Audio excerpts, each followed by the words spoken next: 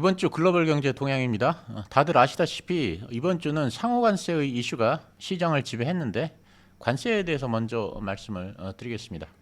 이번 주는 그 관세 전쟁이 본격화된 한 주였습니다. 지난주 금요일에 중국이 미국에게 34%의 보복 관세를 부과하고 7개 종류의 희토류 수출을 금지하자 미국이 다시 보복에 나서서 관세를 추가로 50%나 올렸습니다. 그래서 9일부터 중국 제품에는 104%의 관세가 부과됐지만 중국은 끝까지 맞설 것이라면서 똑같이 미국 제품에 50%의 관세를 인상해서 미국 제품에는 84%의 관세가 적용됐습니다. 두 국가의 관세 전쟁으로 주가가 크게 하락했는데 2008년 글로벌 외환위기 그리고 2020년의 그 팬데믹 당시와 주가 하락 속도가 비슷하다는 평가입니다. 수요일에 그 트럼프 대통령은 중국을 제외한 모든 국가의 상호관세를 90일간 유예하는 조치를 취했고 시장이 급등했습니다. 특히 나스닥은 그날 무려 12%가 급등했습니다. 관세 유예 조치로 90일간은 10%의 기본 관세만 부과되지만 중국은 예외입니다. 트럼프 대통령은 대중국 관세는 오히려 20%를 인상해서 대중국 관세율이 125%가 됐습니다. 중국을 제외한 나머지 국가들에는 10%의 기본 관세만 적용됩니다. 현재 미국이 중국에 부과하는 관세율은 펜타닐 관세를 포함해서 최대 145%이고 중국이 미국에 부과하는 관세율은 최대 125%입니다. 미국의 관세 인상에 대응해서 관세율을 84%에서 125%로 인상했습니다. 그리고 멕시코와 캐나다에는 다른 관세율이 적용되는데 이 두 나라의 경우는 USMCA를 만족시키는 제품에 대해서는 무관세이고 나머지 제품에는 25%의 관세가 그대로 유지되고 철강과 알루미늄과 같은 품목별 관세는 그대로 유지됩니다. 트럼프 대통령이 관세를 90일간 유예한 이유는 주식시장보다는 채권시장에 굴복했다는 평가입니다. 우리 시간으로 수요일 오후에 미국 국채가 갑자기 급락했습니다. 그래서 중국이 미국의 국채를 대량으로 매도하는 것 아니냐는 추측이 있었습니다. 한편 그 베센트 재무장관은 상호관세 부과 이후 협상을 원하는 국가가 70개국에 이른다면서 일본이 협상에 가장 빨리 나서 우선권을 가질 것으로 기대한다고 말했습니다. 케빈 헤셋 백악관 국가경제위원회 위원장은 트럼프 대통령이 한국과 일본 등 동맹과의 협상을 우선하라고 지시했다고 밝혔습니다. 미국의 국채시장 불안이 트럼프의 관세 유예를 이끌어냈다는 분석입니다. 국채시장의 반응 때문에 관세를 유예했느냐는 기자의 질문에 트럼프 대통령은 국채시장을 지켜보고 있다. 국채시장은 매우 까다롭다고 말했습니다. 국채금리가 오르면 35조 달러의 연방정부 이자 부담이 증가합니다. 10년물 국채금리는 4월 4일의 3.99%에서 4월 9일에 4.39%까지 크게 상승했고 30년물은 5%를 상회하기도 했습니다. 10년물 국채금리의 주간 상승폭은 2001년 이후 최대입니다. 이에 대해서 중국의 그 보복성 국채 매각이라는 분석과 더불어 일본이 미국 국채를 매각했다는 분석도 나오고 있습니다. 어쨌든 국채의 폭락으로 트럼프 대통령이 관세 유예를 결정한 것으로 보입니다. 국채의 하락으로 연준이 양적 긴축을 조기 종료하고 유동성을 공급하면서 시장에 개입할 가능성도 있다는 예상이 나오고 있습니다. EU가 미국의 자동차를 포함한 모든 공산품에 상호 무관세를 제한했습니다. 그렇지만 미국이 기존 관세뿐 아니라 비관세 장벽도 문제를 삼고 있기 때문에 미국이 받아들일 가능성은 크지 않습니다. 피터 나바로 고문은 EU의 입장에 대해 그런 발표를 할 때는 비관세 장벽을 낮추겠다는 점도 밝혀달라는 것이라고 반응했습니다. 그는 EU는 19%의 부가세를 낮추고 우리의 돼지고기, 옥수수, 쇠고기를 유럽에 수출할 수 있게 하라고 촉구했습니다. 그러자 EU 집행위는 부가세는 우리 회원국들을 위한 중요한 수입원이라면서 부가세 체계를 바꾸지는 않을 것이라고 선을 그었습니다. 다른 부분 그 비관세 장벽에 대해선 논의할 준비가 됐다면서 결국은 서로 받아들일 수 있는 해결책을 찾는 것이 중요하다고 말했습니다. EU는 일요일에 협상단을 워싱턴에 파견합니다. 한편 그 EU 집행위는 철강과 알루미늄의 25% 관세에 대한 보복으로 15일부터 미국산 상품 일부에게 25%의 보복 관세를 부과하겠다고 발표했다가 미국이 상호 관세를 90일간 유예하자 EU도 이를 연기했습니다. 언론에 의하면 관세 대상은 대두 등 미국 공화당 우세 지역의 주력 수출품을 겨냥하고 있습니다.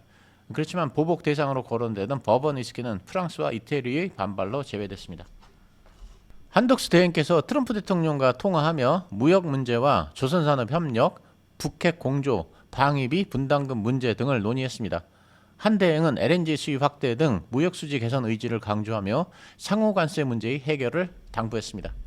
트럼프 대통령은 SNS에 한국과 좋은 거래를 할 수 있다 하면서도 주한미군 방위비 분담금 문제를 거론하며 포괄적 협상을 추진할 가능성을 내비쳤습니다.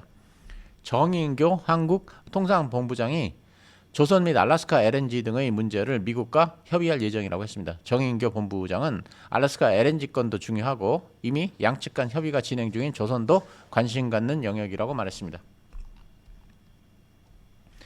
베트남에는 46%의 상호관세가 부과됐는데 베트남 정부는 이를 낮추기 위해 외교에 총력을 기울이고 있습니다.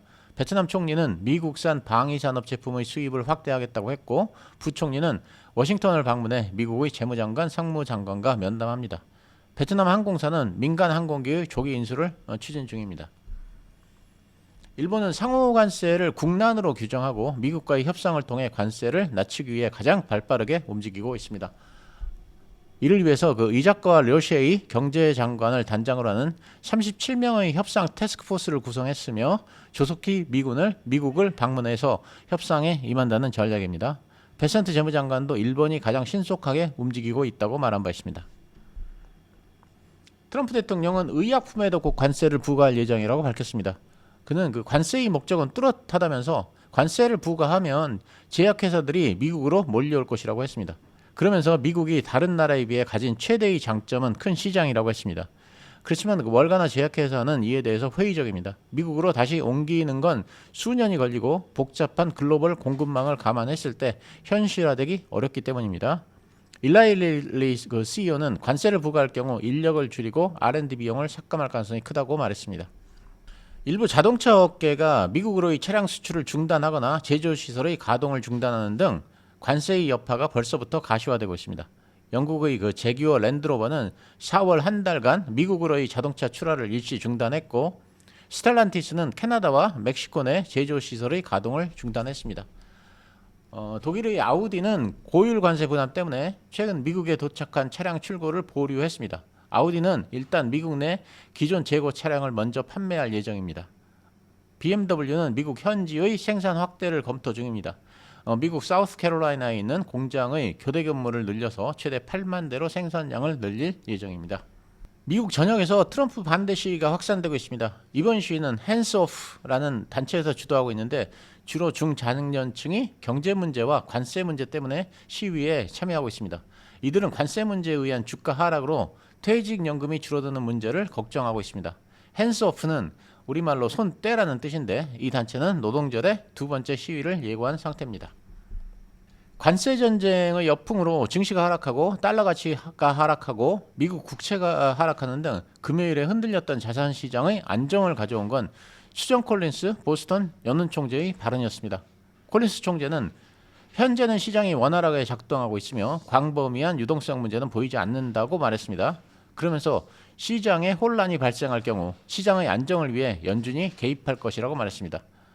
이번 발언은 시장의 불확실성이 고조되는 가운데 연준의 대응 의지를 강조한 것입니다. 자, 그러면 글로벌 기업에 대해서 말씀드리겠습니다. 미국과 중국의 무역 분쟁이 격화되면서 애플이 가장 큰 피해를 볼 수 있다는 평가가 나오면서 애플이 한때 시가총액 1위 자리를 마이크로소프트에 내줬습니다. 애플은 아이폰 생산의 90%를 그리고 전체 생산의 80%를 중국에 의존합니다.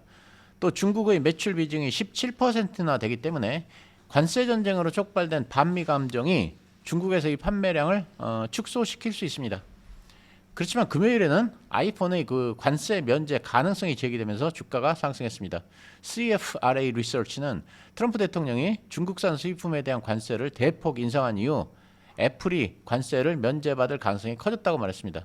CFRA는 트럼프 대통령은 미국 대표 기업인 애플에 타격을 주는 것을 원치 않고 애플이 향후 4년간 미국 내 제조에 5천억 달러 이상을 지출하겠다고 약속한 점도 고려할 것이라고 말했습니다. 머스크의 그 도치 활동에 대한 우려가 계속되는 가운데 웨드부시의 그 댄 아이브스는 테슬라에 대해 비중 확대는 유지했지만 목표가는 550달러에서 315달러로 무려 40%나 낮췄습니다. GM이나 그 포드와 같은 다른 완성차 업체에 비해 관세의 영향은 덜 받지만 여전히 부품과 배터리는 영향을 받을 것이고 무엇보다도 머스크에 의한 그 브랜드 훼손을 문제 삼았습니다. 미국과 중국의 관세 전쟁 탓에 중국에서 일부 모델의 판매를 중단했습니다. 블룸버그는 그 테슬라가 중국에서 모델 S와 모델 X에 대한 신규 주문을 받지 않고 있다고 보도했습니다. 테슬라는 중국에 공장이 있지만 이 두 모델은 미국에서 생산됩니다. 테슬라가 그 트럼프 대통령의 중동 순방을 앞두고 사우디아라비아 시장에 진출합니다. 테슬라는 사우디의 그 수도인 리야드에서 현지 진출을 기념하는 행사를 열고 전기차 판매를 본격적으로 시작합니다. 테슬라는 이 자리에서 자사의 그 기존 전기차 모델과 자율주행차로 개발 중인 그 사이버캡 그리고 휴머노이드 로봇 옵티머스를 소개하고 시연할 계획입니다. 미국 정부가 엔비디아의 H20 칩의 중국 수출 제한 계획을 철회했습니다.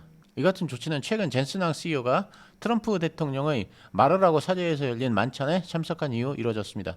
젠슨항 CEO는 이 자리에서 미국 내 AI 데이터 센터에 대한 투자를 약속한 것으로 전해집니다. 바이든 행정부 시절부터 H20은 수출 규제 대상에 포함될 예정이었으며 이번 주에 규제 시행이 예고돼 있었습니다. 아마존이 중국을 비롯한 일부 아시아 지역 제품의 주문을 취소했는데 이는 관세 회피를 위한 목적으로 보입니다. 아마존의 앤디 제시 CEO는 관세에 따른 영향을 최소화하기 위해 일부 제품은 선제적으로 재고를 확보했다면서 우리는 제품 가격을 낮게 유지하기 위해 할 수 있는 모든 것을 다할 것이라고 강조했습니다. 그렇지만 일부 온라인 판매자들이 관세 부담을 소비자에게 전가할 수는 있다면서 가격 인상 가능성을 열어뒀습니다.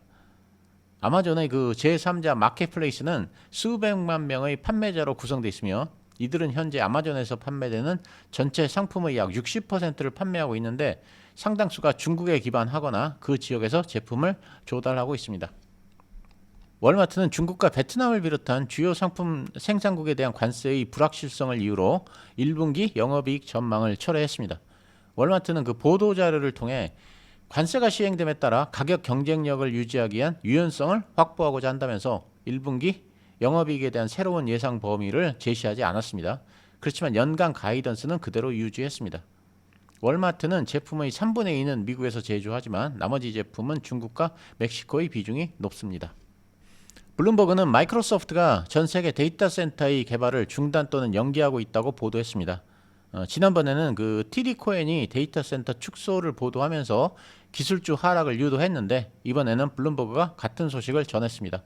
축소 대상은 인도네시아, 호주, 영국 그리고 미국 일부인데 마이크로소프트는 AI 투자 방향을 재조정하기 위한 내부 점검이 사유라고 밝혔습니다. 메타가 오픈소스 AI 모델 라마4를 공개했는데 이는 그 생성형 AI의 주도권 확보를 위한 행보입니다. 메타는 라마4가 AI 에이전트의 핵심이 될 것이라고 말했습니다. 메타는 또한 미국 위스콘신에 AI 데이터 센터를 건설하기 위해 10억 달러를 투자한다고 발표했습니다. 월요일에 트럼프 대통령은 행정명령을 통해 US 스틸을 일본 제철에 매각하는 방안을 재검토하라고 지시했습니다. 바이든 대통령은 US 스틸의 매각을 불허한 바 있는데 이번 재검토 지시는 매각에 대한 긍정적인 신호로 받아들여지면서 US 스틸의 주가가 급등했었습니다. 그렇지만 그 주 후반에 트럼프 대통령은 US 스틸은 미국 역사상 가장 위대한 브랜드 중 하나라면서 우리는 일본을 사랑하지만 우리가 소중히 여기는 US 스틸 브랜드를 외국에 넘기는 것을 나는 받아들이기가 힘들다라면서 일본 제철의 US 스틸 인수에 대한 입장을 바꿨습니다. 그는 US 스틸은 관세 때문에 매우 잘 될 것이라면서 나는 그들이 왜 거래가 필요한지 모르겠다고 말했습니다. 알파벳이 구글 클라우드 2025 행사에서 추론에 특화된 7세대 TPU인 아이언우드를 공개했습니다. TPU는 AI 딥러닝에 최적화된 칩으로 다양한 AI 처리 요구량에 맞게 확장할 수 있는 게 특징입니다.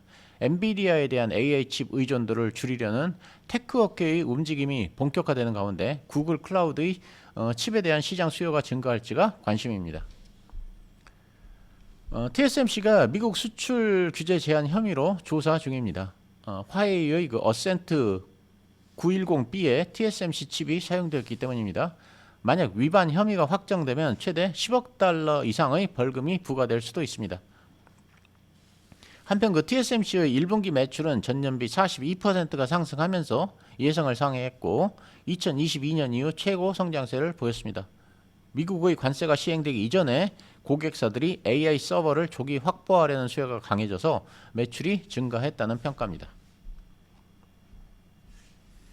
중국 국가영화국은 미국 영화의 수입량을 줄일 것이라고 말했습니다. 국가영화국은 미국 정부가 중국의 관세를 함부로 부과하는 그 잘못된 행위는 국내 관객의 그 미국 영화에 대한 호감도를 더욱 낮출 것이라며 우리는 시장의 원칙과 관객의 선택을 존중해 이같이 조치하겠다고 설명했습니다. 중국이 세계에서 두 번째로 큰 영화 시장인 만큼 디즈니 등 미국의 스튜디오에는 타격이 될 전망입니다. 이번에는 글로벌 경제 관련입니다. 3월 FOMC 회의록이 공개됐습니다. 회의록에 의하면 연준 위원들은 거의 만장일치로 스태그플레이션에 대한 우려를 나타냈습니다. 또한 인플레이션에 대한 위험은 상방으로 고용은 하방으로 기울었다고 평가하고 일부 위원들은 대차 대조표 축소의 속도 완화에 반대 의사를 나타냈습니다. 연준은 4월부터 국채 상환 한도를 월 250억 달러에서 50억 달러로 축소하기로 했습니다. 그렇지만 그 FOMC 회의록은 상호관세 이전의 상황을 반영하기 때문에 이미 과거의 상황이 되었습니다.